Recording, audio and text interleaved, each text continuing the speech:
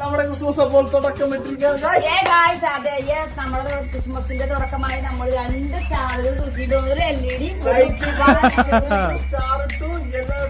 പല പല കളറില് മിന്നും താരം എന്ന് പറയുന്നത് ഇതാണ്. ക്രിസ്മസ് വന്നേ ക്രിസ്മസ് വന്നേ ക്രിസ്മസ് വന്ന്